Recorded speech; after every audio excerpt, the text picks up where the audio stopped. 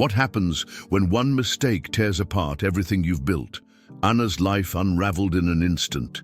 Trust shattered, love turned cold, and the world she once knew slipping through her fingers. This is a story of betrayal and regret, but also of resilience.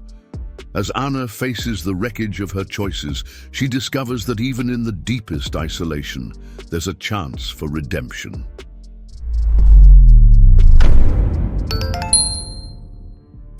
The moment his voice cracked, I knew my world was about to shatter. He had found out. The anguish in his eyes was almost unbearable, but the sharp edge of his words cut even deeper.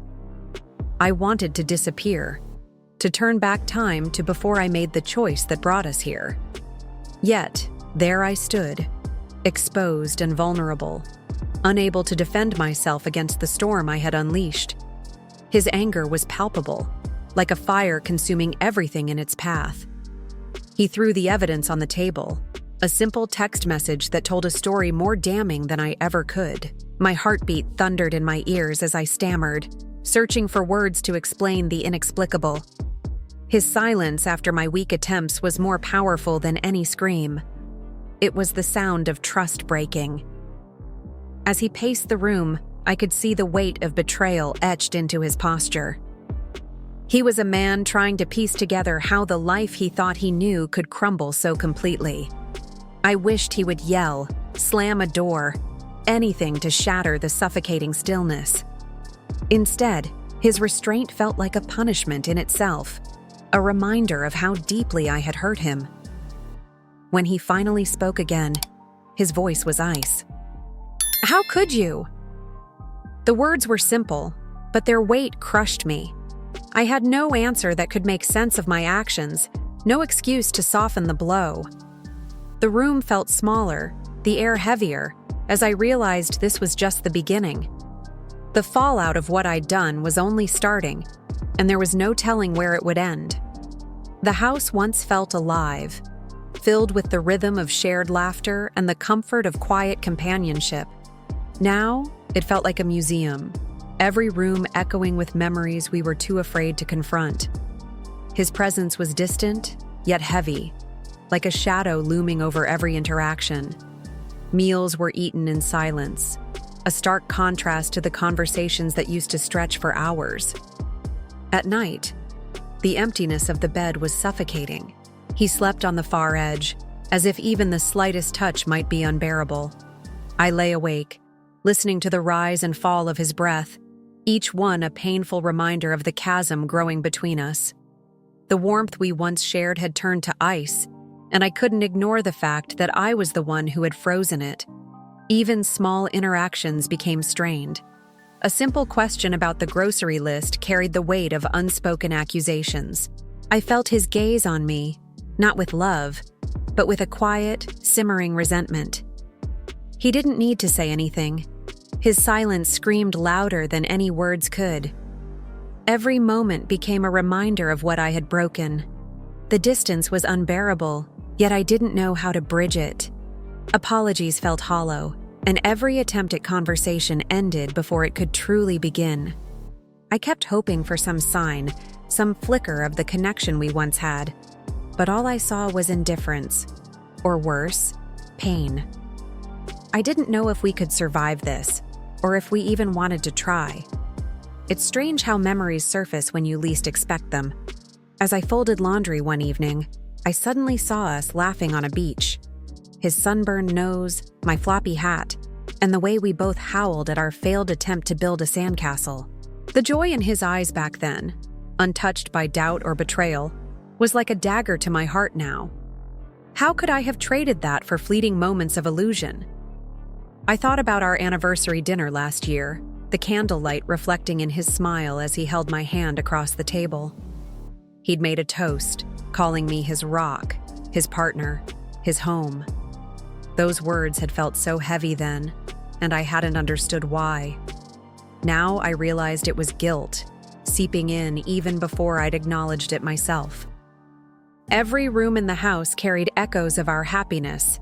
The couch where we binge-watched awful movies, laughing at how predictably terrible they were. The kitchen, where we danced to old songs while dinner burned in the oven. Those memories were like ghosts, haunting me with a past I'd destroyed. I wanted to cling to them, but they slipped through my fingers like sand. And yet, the more I remembered, the heavier the guilt became. Each happy moment reminded me of what I'd shattered. It wasn't just his trust or our relationship, it was the version of us that had once seemed unbreakable. I couldn't escape the feeling that I had stolen something precious, not only from him, but from myself as well. The nights were the worst. Lying in the dark, I replayed every moment that had led me here, trying to untangle the mess I'd made. Why had I done it? Was I searching for something I thought I'd lost? The questions were endless, but the answers never came. The weight of my choices sat heavy on my chest, making it hard to breathe. I couldn't tell if it was regret or something darker. Every thought seemed to circle back to him. His face when he found out. The quiet way he looked at me now, like a stranger. I wanted to reach out, to say something that could make it better. But how do you fix something when you're the one who broke it? The silence between us felt louder than any argument ever could. I started blaming myself for everything. Maybe I wasn't good enough, or maybe I'd never been. The guilt was relentless, whispering cruel truths in the quiet moments. I tried to justify my actions, to find a reason that made sense, but it all felt hollow. Nothing could excuse what I'd done, not even the fleeting happiness I thought I'd found. In those sleepless hours, I made countless promises to myself. I would do better. I would try harder.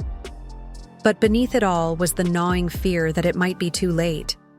The damage was done, and no matter how much I wanted to repair it, I couldn't shake the feeling that some wounds never heal. At first, he seemed like everything I was missing, attentive, charming, and full of promises that felt intoxicatingly real. He'd said all the right things, made me believe I was special in ways I hadn't felt in years. But now, as I look back, I see the cracks in that perfect facade. His compliments were rehearsed, his gestures calculated, and his words, just a means to an end. It started small. His dismissive tone when I disagreed with him, the way he brushed off my concerns as if they were petty. The pedestal he'd once placed me on began to feel like a cage, confining and suffocating. I thought I was escaping to something better, but instead, I found myself trapped in another kind of disappointment. When he made excuses instead of keeping his promises, I began to see the truth. He wasn't the answer to my unhappiness. He was just another version of the same problems I thought I was running from. His selfishness was glaring, his charm a mask that slipped more often than not. What I mistook for love was nothing more than fleeting infatuation, and yet, I had thrown everything away for this mirage. The realization was crushing. He was never going to be what I needed. And deep down, I suspected he never cared if he was.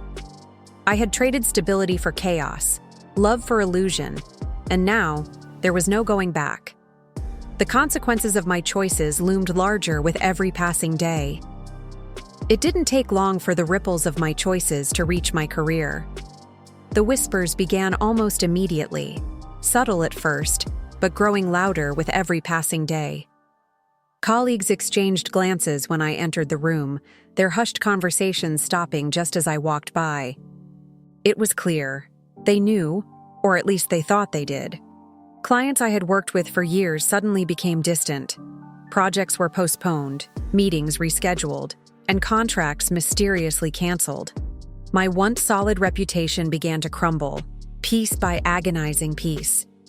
I'd built my career on trust and professionalism, but now, even that seemed tainted.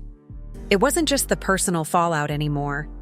My betrayal was spilling into every corner of my life. Walking into the office felt like stepping into a battlefield. My team, once supportive and collaborative, now seemed guarded, their smiles strained. I tried to keep my head down, to focus on the work, but the weight of judgment hung over me like a cloud. I couldn't escape it, no matter how hard I tried to pretend everything was fine. The worst part was knowing I had no one to blame but myself. The consequences were a direct result of my actions, and while I wanted to scream at the injustice of it all, I knew deep down that this was my penance. Every door that closed, every opportunity lost, it was all part of the price I was paying. I didn't want to go at first. Therapy felt like admitting defeat, like I was too broken to fix myself. But after everything I had lost, I was desperate for something, anything that could help. Sitting in that chair, facing a stranger with kind but probing eyes, I felt more vulnerable than I had in months. Yet, for the first time, I also felt a sliver of hope. The questions were simple, but they unraveled parts of me I hadn't dared to touch. Why did I feel unfulfilled? What was I running from? I began to see patterns I hadn't noticed before. Old wounds that shaped my choices, insecurities that I thought I had buried long ago. Each session was a mirror, reflecting truths I could no longer ignore. Some days it was unbearable, reliving moments of pain, admitting my flaws, facing the harm I had caused. It felt like tearing open old scars. But there were also breakthroughs, tiny victories that felt monumental. Recognizing my self-destructive tendencies, understanding the emptiness I had been trying to fill, it didn't erase my mistakes, but it gave me a way forward. The therapist didn't promise to fix me, and I knew I had a long road ahead. But the process offered something I hadn't felt in months: clarity. For the first time, I began to believe that while I couldn't undo the past, I could learn from it. I wasn't sure where this path would lead, but at least I was finally moving. The papers arrived on a quiet afternoon, their presence heavy on the kitchen table. I had expected this moment, yet seeing his signature beneath the words "irreconcilable differences" felt like a final blow. It wasn't just the end of our marriage, it was the end of the life we had built together, piece by fragile piece. He handed them to me without meeting my eyes. His voice was steady but distant, stripped of the warmth it once carried. "This is for the best," he said, each word landing with a quiet finality. I wanted to argue, to plead, but I knew it wouldn't matter. His mind was made up, and his resolve was unshakable. The silence that followed was crushing. He lingered for a moment, as if searching for something. Perhaps closure, perhaps a flicker of the love that had once held us together. But then he turned and walked away, leaving the echo of his footsteps behind. That sound, more than anything, made it real. He was leaving, and this time, he wasn't coming back. I stared at the papers, feeling a mix of despair and inevitability. This was what I had sown, and now I was reaping it.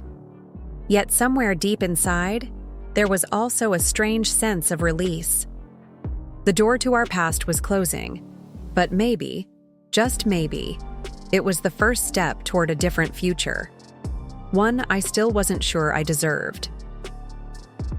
The phone calls stopped first. Friends who once checked in regularly now seemed to drift away, their messages growing shorter and less frequent. I couldn't blame them. I had become the person no one knew how to talk to, the cautionary tale whispered about in hushed tones. The silence, once a relief, began to feel like a punishment. Social gatherings became minefields.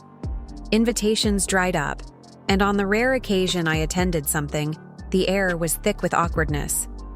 People avoided eye contact, their conversations shifting whenever I came near. I felt like an intruder in spaces that used to feel like home, a stranger among people who once knew me best. Even my closest friendships began to fray. There were too many unspoken judgments, too many moments where I could sense their discomfort. I tried to reach out, to explain myself, but the words never came. How do you articulate regret when it's all consuming? How do you ask for understanding when you can barely forgive yourself? And so, I retreated. My world became smaller, reduced to quiet evenings and long, lonely walks. The isolation was suffocating, but it forced me to confront myself in ways I never had before. I hated who I had become, but in the stillness, I began to wonder, could I change? Was there a way to rebuild, not for anyone else, but for me? At first, it was just a simple decision: get out of bed. It wasn't easy. Some mornings, the weight of everything felt unbearable, but I forced myself to move. I started with small steps, things that once seemed trivial but now felt monumental. Washing the dishes, taking a walk, opening the curtains to let in the light. Each action, no matter how small, felt like defiance against the darkness. I began journaling, pouring out the thoughts that had been swirling in my head for months. Writing became a refuge, a place to be honest without fear of judgment. Through the chaos of my words, I found glimpses of clarity, moments where I could see the lessons hidden in my pain. Slowly, I began to make peace with the choices that had led me here. It wasn't just about survival anymore. It was about growth. I started therapy again, this time with a different focus. Instead of dwelling on the past, I worked on building a future. I set goals, small at first, but meaningful. Volunteering at a shelter, reconnecting with old hobbies, even daring to imagine what happiness might look like someday. The journey wasn't linear. Some days were harder than others, but I held on to the belief that I could become someone better. Not for anyone else, but for me. The scars of my mistakes would always be there, but they didn't have to define me. Redemption wouldn't come easily, but step by step, I was learning to hope again. Keep watching our stories by clicking on one of the videos that appear on the screen, and don't forget to subscribe to the channel and turn on notifications to be alerted about new videos. See you next time.